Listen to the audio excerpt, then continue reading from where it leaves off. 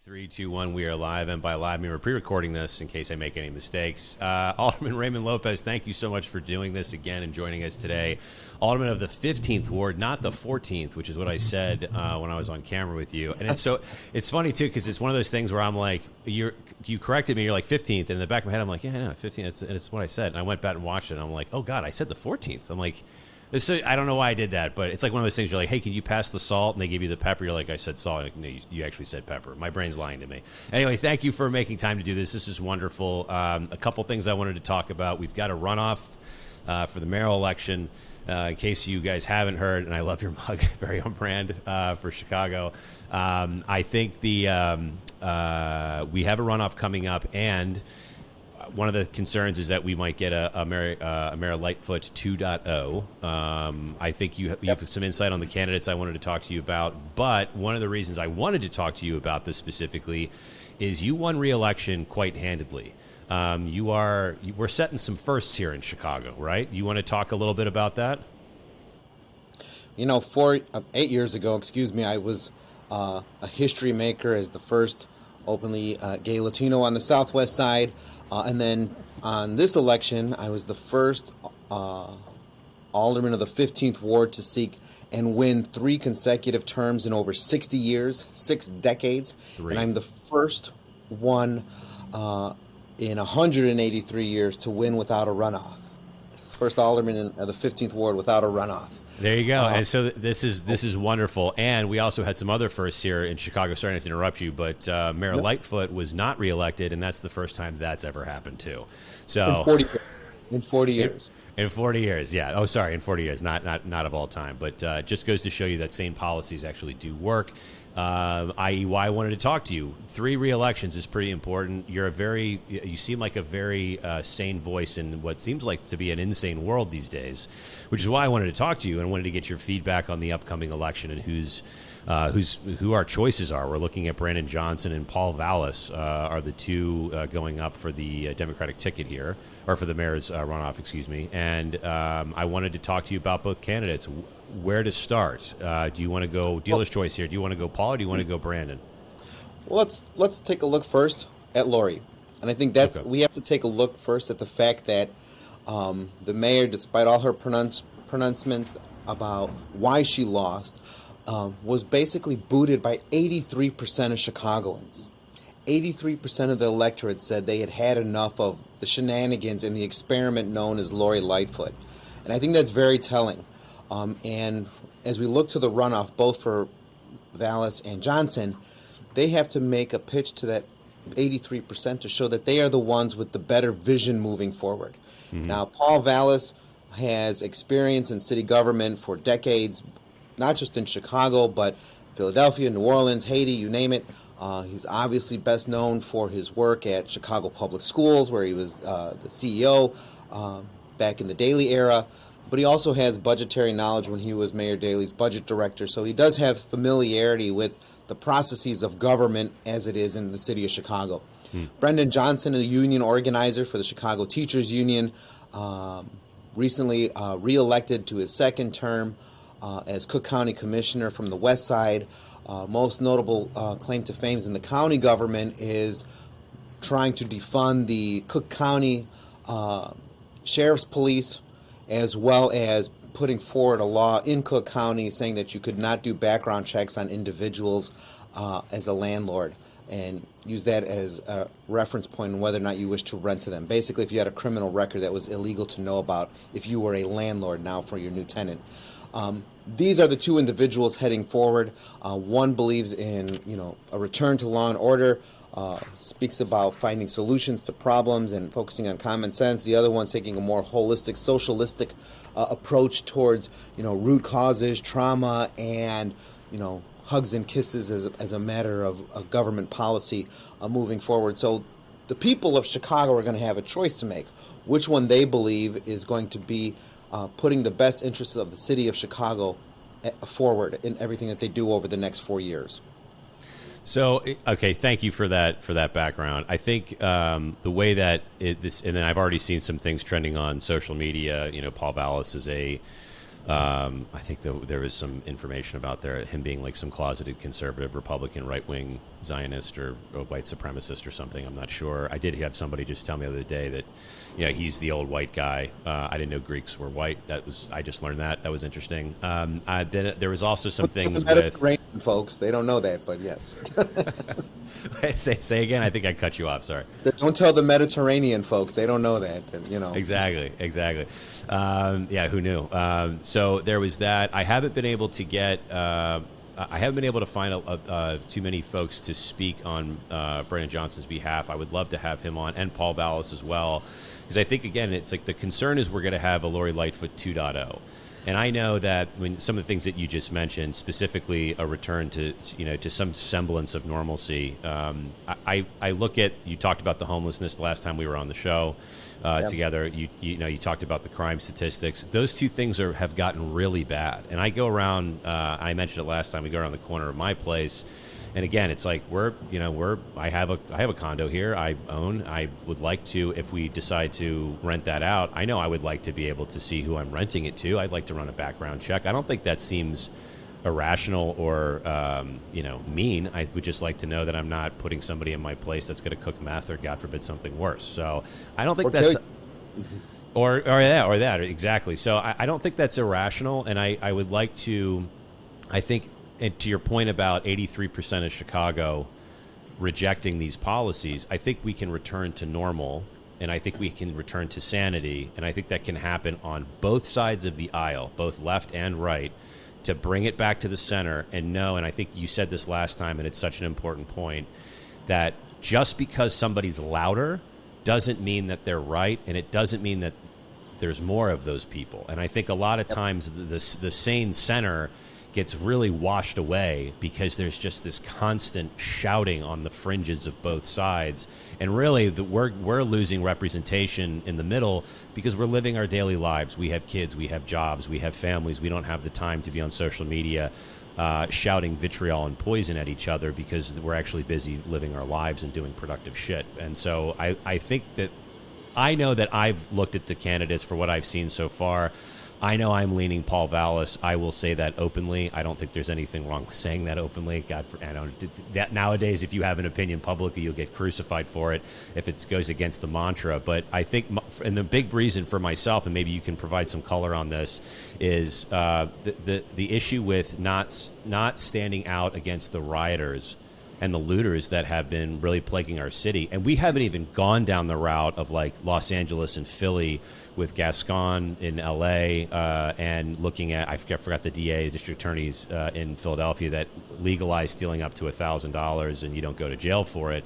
We haven't even officially done that here in Chicago, but we've already had a rash of theft where people are running in, they're stealing thousands and thousands of dollars worth of handbags or shoes or wedding dresses or whatever, and they're not going to jail, they're not getting prosecuted. And I was really taken aback that his answer for that was, well, we have to understand like where they're coming from economically, and while I do agree that there is a problem economically, it doesn't give you the right to steal from people. And you can't have a society that allows theft just because, to his point, he's like, well, these corporations have stolen from our communities. Why can't we steal from theirs? That seems like that's a recipe for disaster.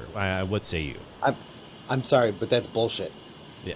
I mean, there's just no other way to say it. And you look, again, the fringes on both sides make up maybe, 15, 20% tops of the total electorate. That means 80% of the people are normal human beings just trying to get by, trying to go to work, trying to raise their families, trying to do the right thing, and they get ignored so often.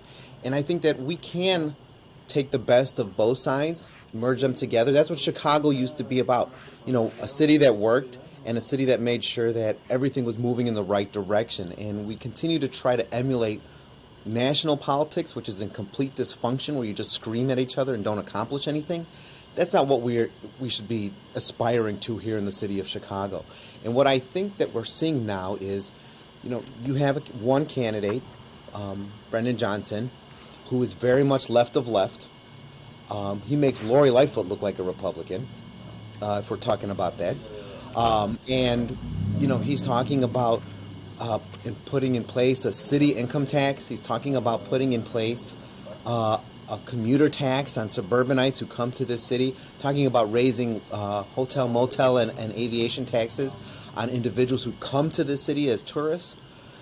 These are the main drivers of our economy. 25% of our economy alone is based on tourism. And if you're going to make it so it's more expensive for people to come here, then we're going to have a problem. Our economy is going to tank.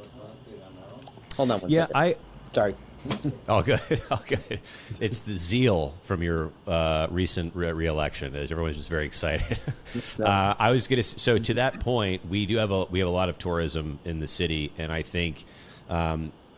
I think it was what was his name? Gary McCarthy. He ran for mayor a couple years ago. Yep. I met with him. He was talking about some of the crime in the city. It definitely resonated with me back then, with crime being on a little bit of an uptick. Now it's gotten significantly worse. But one of the things I talked to him about, and I would love to see more pro-business.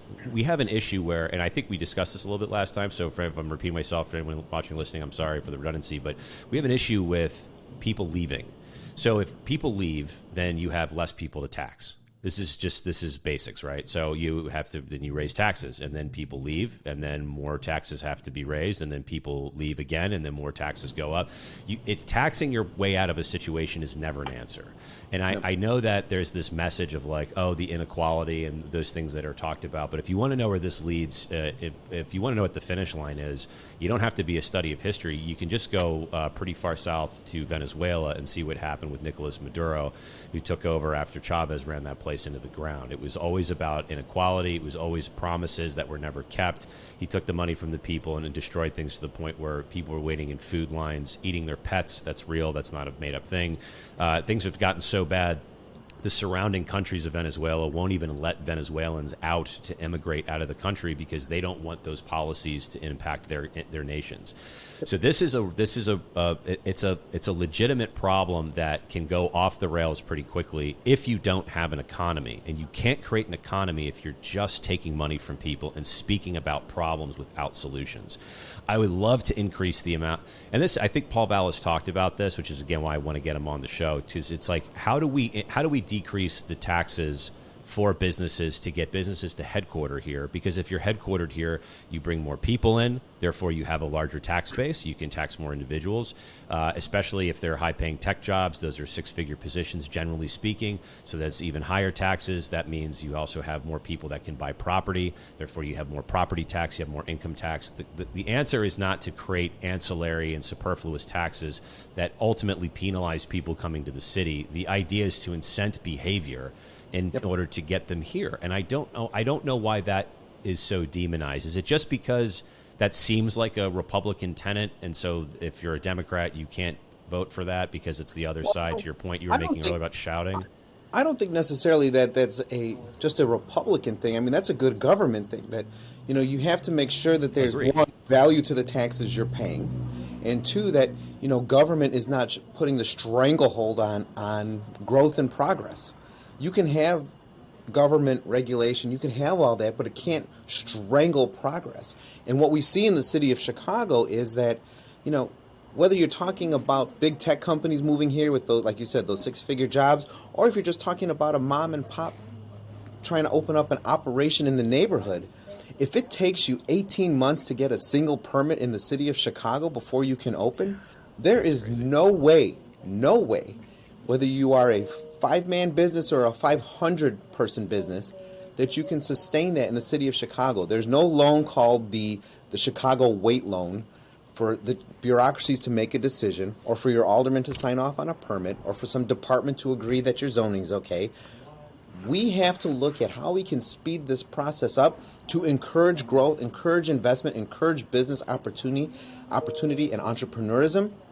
And the way that you do that is something that I've been talking about with a number of business associations, and that is you turn the process on its head in the city of Chicago, where instead of having to prove your worthiness, the department has to prove your unworthiness. And if it can't do that, then we go towards an affirmative response approach towards applications, which means that if you were to apply for a business license within 10 days, if we cannot come up with a reason why you can't do it, it's full steam ahead for you. That is that's awesome. Huge boon and a complete shift in mentality. But that will get the ball rolling on growth in all communities, because there are plenty of people who want to do exactly that. And to your point about Venezuela, and indeed all of the socialist countries down south, the fact that you have individuals who espouse socialism thinking that they're going to run the show here by taxing everybody out of existence, thinking that that's somehow going to benefit people, that has failed everywhere it has been approved. That does not work. That is a fantasy. And the reason that so many people have emigrated to this country, sought asylum in this country, is because we are not a socialist country. Yeah. They came here to avoid and flee from socialism, only to be met in Chicago by people who want to reinstitute it as the grand savior of all our social ills. And they should take a lesson from history and know that that path has failed us time and time again, that unless you're committing to solutions and are focusing on problem-oriented matters, nothing is going to get fixed. Throwing money out there like we saw with the homeless, unless you have a specific way to address that issue, it will never resolve itself. It will never be mitigated, because all you're simply doing is dumpster firing millions of dollars just so that you could say you tried it, failed, and now we could just call for more money. The fact of the matter is this, Reed. Chicago operates, even without Uncle Joe's money, on a $12 billion budget. You mean to tell me we can't figure out how to spend our money without raising taxes on people? We are a $12 billion operation in the city of Chicago, That's a lot of money. which there's at least $500 million right off the bat in bloat, that if you wanted to give everyone a tax break, you could do that right now simply by eliminating all the unfilled jobs that are in that budget.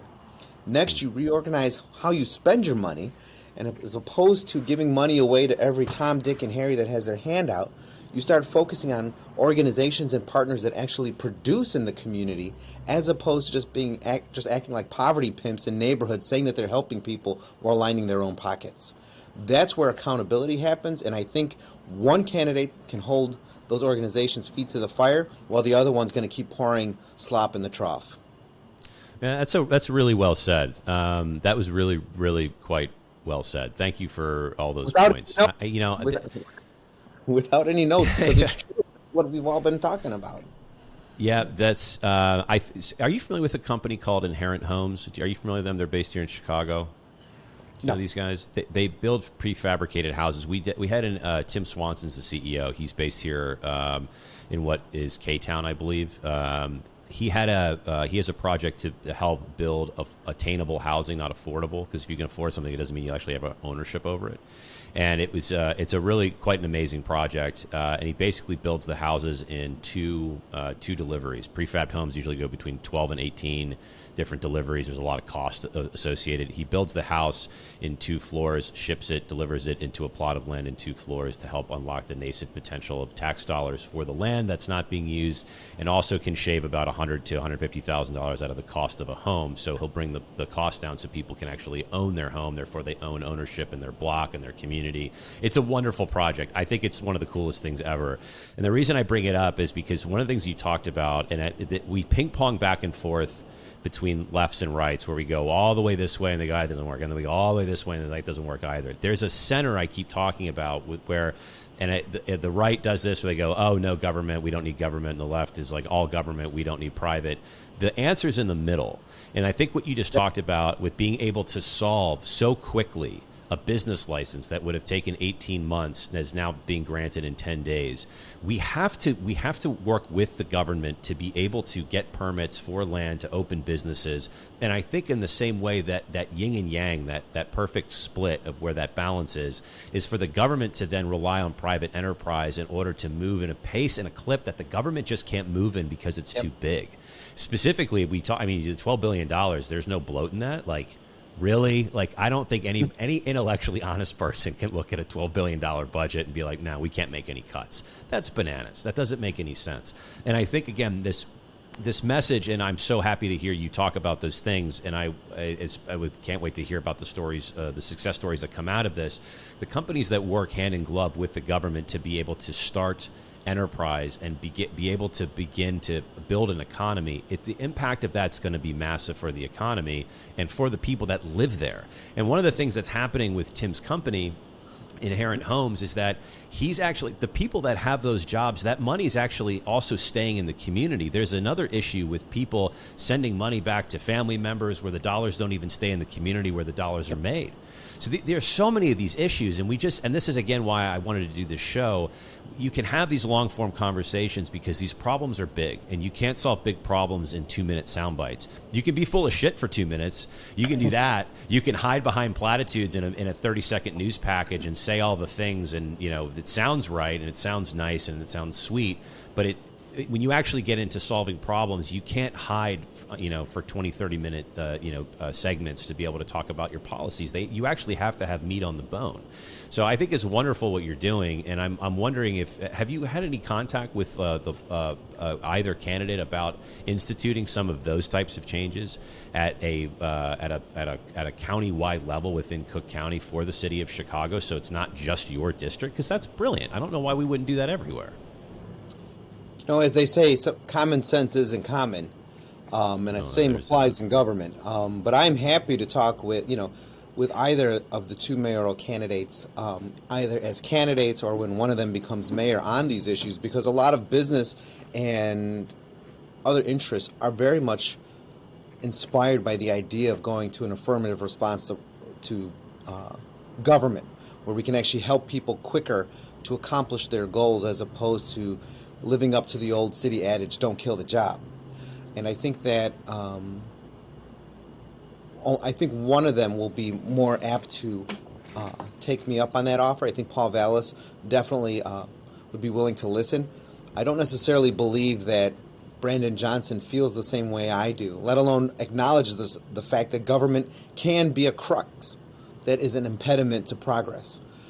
Government isn't always the end-all for when it comes to pushing policy or an agenda. Mm-hmm. Case in point, going back to homelessness again, and talking about prefab homes or even tiny homes, which are another big issue that we could start inspiring ownership and accessibility to housing. This administration, the outgoing Lightfoot administration, tried to make housing a priority, said that we have to create and safeguard natural occurring housing, such as 2 flats, 3 flats, 4 flats, and tried to change the law so that you couldn't deconvert your own property that you purchased simply because the mayor expected you to maintain a 2 flat as a 2 flat in the thought that you would rent it because she said that you should. That's not policy. It's actually unconstitutional for the government to tell you what to do with your property. But where we saw opportunity to grow and to reduce price points, as you talked about, and to create naturally occurring, housing stock, whether it was tiny homes or prefab homes, the administration, government, once again, was the obstruction because of something so simple as a water main hookup. The reason you don't see tiny homes, the reason you don't see prefab homes, multiple homes on a city's single lot, is because the water department in and of itself cannot figure out how to separate a water line that goes to one unit, one parcel, and divide it into 3 or 4 different properties that could be those tiny homes, prefab homes. They only see it as that's one parcel, 1 meter. So which one of them is going to pay? Again, in a $3 billion water department, we can't figure out how to separate a water line 4 ways. It's remarkable that is the holdup, and that has been a holdup going back since when Rahm Emanuel was mayor 5 years ago. Because my ward was one of the first wards to have a tiny home challenge. We proposed a tiny home village for our students at Kennedy King College who were homeless and wanted somewhere to live. We were going to make it a campus. And 5 years ago, they couldn't figure out how to separate the water lines. And yet here we are, still talking about the same crap, trying to figure out how to solve the issue of homelessness among students. And the solution is so simple. One line separated 4 ways. And we could solve homelessness for thousands of individuals. Again, it's like, I get confused over this because I'm like, why can't we, if it is that simple, why is it just so impossible to just get movement? I don't, because to your point, it's like, hey, I could tell you very easily why. Because we look at a wall, and I explain this to people all the time. We know the city's got problems, right? We know we've got some big problem. We know we got a laundry list of issues to address. So you look at it like a giant wall that needs to be painted. And unless you know what you're doing, you got a bucket of paint, a paintbrush, and the way most government bureaucrats deal with problems or look at this is like, well, if I throw the bucket of paint at the wall, I'll get some on there, but we'll still have a problem, so let's just hold off until we figure out what to do. Most common sense individuals will take that brush and when you're painting a wall, you start at one corner and you work your way up until eventually you've got the whole thing done. Because things seem so large, no one knows where to begin, so no one begins anywhere. You just have to simply take a single problem, knowing full well that it's not the end-all solution to all problems, but take one single problem and start fixing it, start addressing it, and start showing that progress can be made and one less item on the checklist to deal with. In my ward, as in many South and West Side wards, black wards in particular, we have an issue with vacant lots and maintaining vacant lots, right? Who cuts them, whether they're city-owned or privately owned and abandoned? The weeds get 2-3 feet tall. You've got to spend taxpayer money to constantly come out, cut them, spray them, you name it. In my ward, I took them all off the grid. I said, you know what? Why don't we work with one of my local landscapers who create wood chips as a byproduct that ordinarily would go into a landfill? And as long as they're clean, like no nails and debris, let's wood chip all the vacant lots. Spray them once with herbicide to kill the plant matter. Put the wood chips on top, and then boom, I'm done. I don't have to come back and cut them the entire season. The city of Chicago fought me for 4 years on that.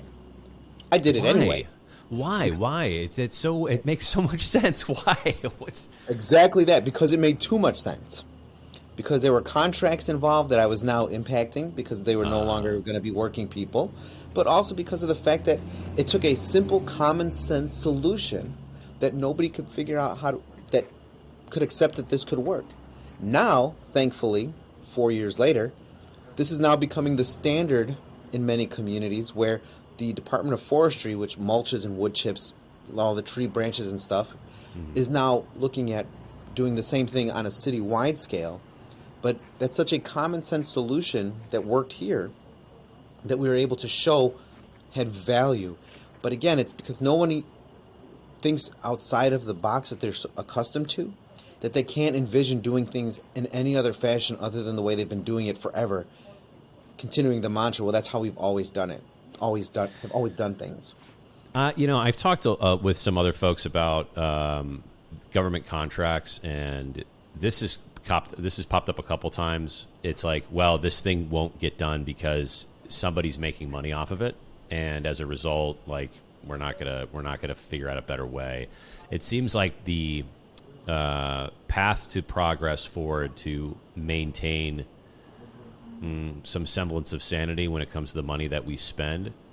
A lot of that is just personal, selfish interest of, a company's greed that just doesn't want to lose a contract because, and I get it, nobody wants to be out a job.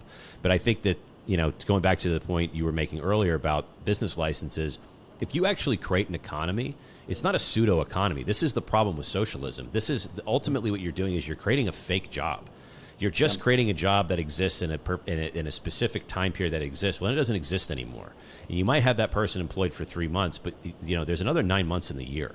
And so if you want to have an actual stable economy, you have to create a stable economy.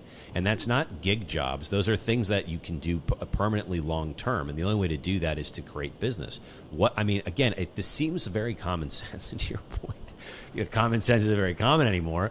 But it's wonderful to see those types of policies being pushed in a larger scale to solve those problems. I go to O'Hare a lot for travel. I'm going to be there in a couple of days, and I noticed some of the bathrooms still have the plastic ring thing that spins around the toilet. For those of you who've never been to O'Hare, you know what I'm talking about. The toilet seat has like a plastic covering. And this very old school, it's like a machine that has this plastic wrap that slowly spins, and it's supposed to be like a clean toilet seat versus the paper that you put down, or just toilet paper. I don't know why we need so many of these other inventions just past the toilet paper you could put on the toilet, but whatever. Call me simple and stupid, but I've never seen that toilet that toilet seat anywhere else in the world. I've traveled extensively for the last decade, and I only have seen it in O'Hare, and I always wonder, like, who is making millions of dollars a year off this stupid toilet seat? And I'm sure if they're hearing this, they're going to be very upset that I'm calling this out. But it's like, this toilet seat has to be inexpensive to service, to fix. If it breaks, you can't. What are you going to do? Move it? You got to cut it off? Like, it's an absolute disaster, and it takes up like a good chunk of the actual toilet that you would be using, which is kind of gnarly as well. So, and your butt's basically sitting where somebody else's butt was just sitting. So there's that. Anyway, not the point of the show. I think the point was that there's some have the cleanest asses in O'Hare. yeah, exactly. The asses are clean, which is great, minus that back part where you touch, but everything else is great. I just think there's a lot of, to your point, the $12 billion budget, the $65 million from HUD for homeless, the $35 the year before. There seems to be some budgetary controls that we could put in place in order to stop spending money into oblivion and actually, maybe to your point, cut some taxes and give it back to the people. And I think that, when you look at the two candidates, Brandon Johnson's goal is to just throw more money, and more money without any accountability. Because Right. he's never once talked about the arena he comes from, which is public education. And that is a $9 billion operation, of which his union is a major part, of which our kids have a 26% proficiency when it comes to reading, 24% proficiency when it comes to math, which means that overwhelmingly the product that they produce, which is our children, is incapable and not proficient in reading or math. And now he wants to be in charge of the $12 billion operation known as the City of Chicago. So I think we need to have some serious conversations when it comes to where everyone comes from, what their views are on government spending and accountability and accessibility to dollars, and how you use that to uplift communities. Because just throwing more money at neighborhoods without actually helping them become sustainable, to your point, is not going to help anyone. No, and I think there's... I'm going to warn you right now, if you see a giant black head pop up, my two dogs just escaped out of my office, so they're all trying to say hi on camera here. That's great. I love dogs. I have a little red-nosed pit bull. He was just in here a second ago trying to say hi to me. I was nudging him off camera. Dogs welcome. This is a dog-friendly show. I think, yes, one of the things that drives people like myself a little batty who have spent a lot of time in the private sector is the accountability. If I was absolutely terrible at my job to the point where, or any job for that matter, over the period of years where I was producing nothing, or I produced poorly, I would lose my job. We see this on a regular basis. You don't do your job, you get fired. And I think there's the way that we're able to get rid of politicians that don't perform, i.e. Lori Lightfoot, is through election systems. However, it seems like the policies, and you said this last time, people vote for people, they don't vote on the policies. They vote for representation, they don't vote on the policies. And I think that you bring up a very, very good point, that if you look at what this person has produced, and again, it's just historical track record, and if you look at what this person's produced, they haven't produced a very good product. So if they haven't done it very well in the past, why would you think they would do it really well in the future, or why things would turn around? And I think your dogs agree. Yep, well, my dog... The one I think did. They are all about accountability, yes. Okay. But you're right, and I think you run on your record, you show people what you've done and what you've been willing to tackle. Now, the question is, were you successful? But also, were you willing to at least acknowledge the problem? And in many cases, most elected officials choose not to acknowledge a problem in the hopes that it'll just go away. And we've seen how well that worked out for Lori Lightfoot. Choosing to ignore the violence on our streets and the perception that people felt unsafe is why she was defeated ultimately by the voters, who chose to pick a set of candidates who they think are going to acknowledge the problems that they see in their communities. Now, between the two that are moving forward, Paul Vallas and Brandon Johnson, their records are going to be looked at too. And I think, this is where Paul's longevity may be hurtful, because he has a record to look at, because he has decades of experience to say, did you acknowledge problems X, Y, and Z at CPS or in the budget or in Philadelphia or New Orleans or Haiti or wherever? And people can point at things that he did or didn't do and say, well, here was your mistakes or here were your failures and things of that nature. But that's because he's been out and a part of public life for so long. Someone like Brandon Johnson doesn't have that issue because he hasn't been around for that long. He hasn't tried to tackle issues because he's only been in office for 5 years. And as a union organizer and lobbyist, his goal was very specific, to address issues related to his union. But that's it. So he doesn't have decades of experience in public life or public exposure that can be torn apart and evaluated to see how successful or unsuccessful he was. Yeah. So we'll see how those double-edged swords work, because it will be a double-edged sword for both candidates depending how they want to use it against the other. Yeah, there is something. Are you familiar with Jocko Willink? He was a former Navy SEAL. He wrote a book a couple years back called Extreme Leadership. He has another one, Discipline Equals Freedom. He's a fascinating guy. One of the things he talks about is owning up to your mistakes. I mean, if you had Navy SEAL in a can and just poured it out, that's what it would look like. I mean, Jocko Willink looks like a Navy SEAL, like your typical Navy SEAL. He's an amazing guy, and if you're not familiar with him, anyway, watching or listening, go check out his books, and he has a podcast as well. But his whole thing about owning your mistakes, it gives I don't understand why people don't do this. Maybe the frailty of the human ego. You just don't want to admit that you could ever be wrong, but admitting your mistakes in a position of leadership actually gives confidence to the people underneath you that you're willing to course correct. It's where you refuse to acknowledge something, you refuse to make any type of a mea culpa of that there is a problem. That's when people are like, what's this person doing? Am I crazy? Am I crazy that this person is saying that there's no problem, because I'm seeing a problem, but they're not acknowledging it? And to your point, that's why Mayor Lightfoot is no longer with us here shortly. And I would love to see, and again, I would love to get these guys on to talk to them a little bit more about their policies, and ultimately, hopefully, apply some sense making to what they're saying. Because again, the 2-minute news package, and yes, to your point, all this ads on social media and how vitriolic that those platforms have gotten. I'm already seeing a lot of stupidity there. I don't think either candidate is going to get a truly fair shake as far as what their policies are and what their policies maybe will produce. And I know, and again, I feel like I picked on Brandon Johnson a little bit because of where his policies are, and I don't align with them in full disclosure, but I would love to give him an opportunity to speak more about why he believes the things that he believes.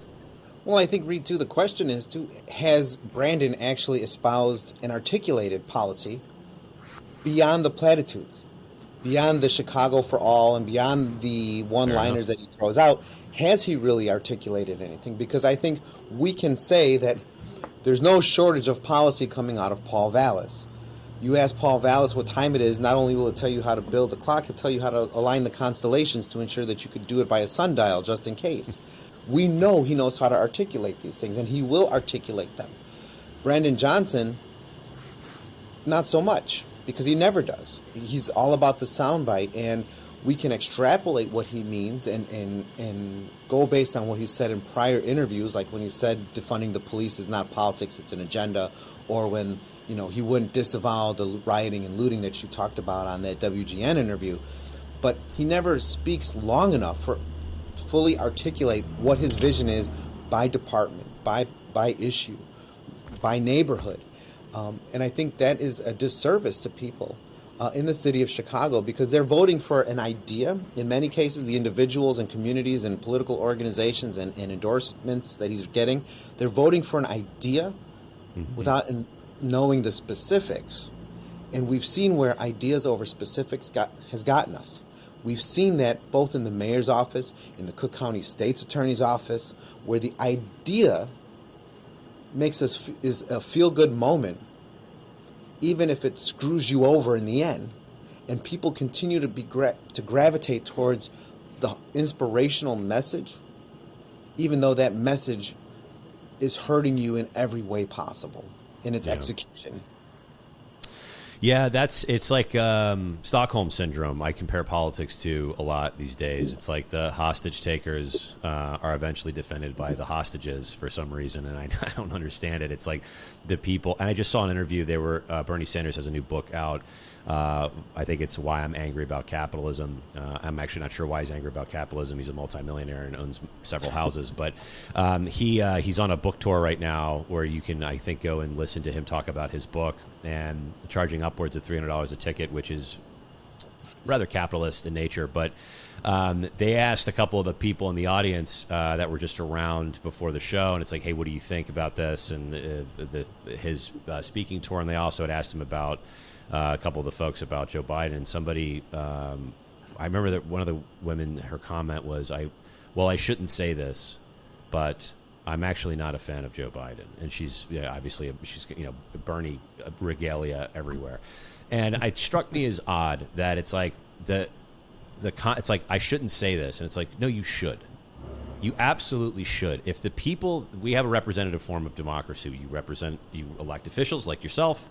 They represent our needs and our wants and hopefully our wishes for what's best for the community. And if they aren't doing their job, it's actually your responsibility to not to say, like, I shouldn't say this. You absolutely should.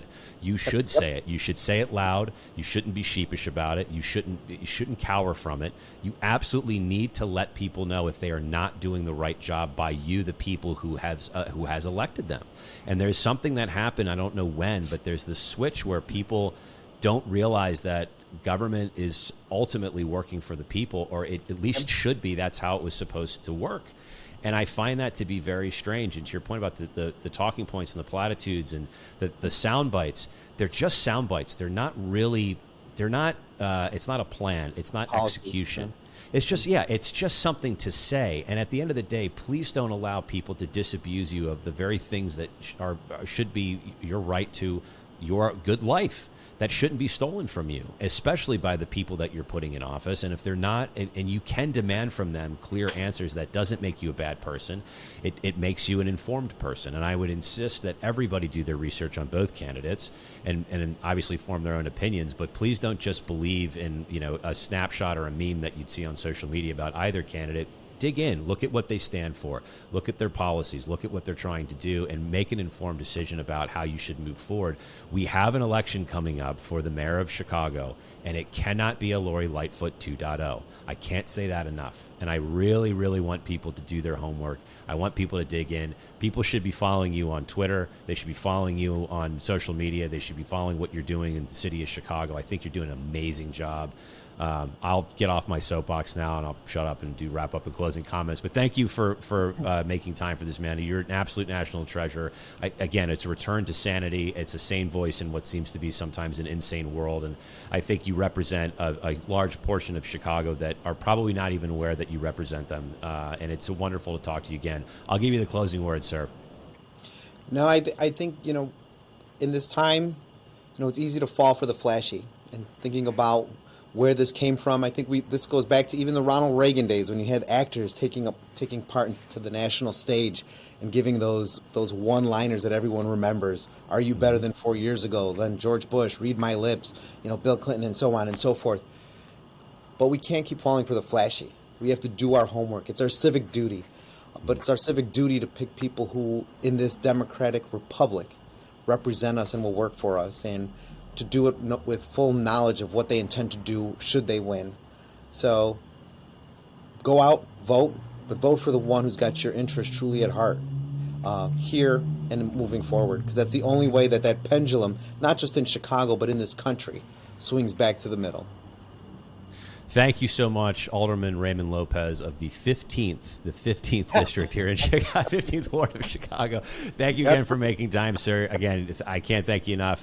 Everybody's trying to figure out what they should be doing here moving forward, and I think having a voice like yours with the knowledge and the expertise you have is a wonderful thing for us moving forward. So again, thank you for making the time. And guys, thank you for listening and watching. Check out the next episode. We'll see you on the internet. Bye.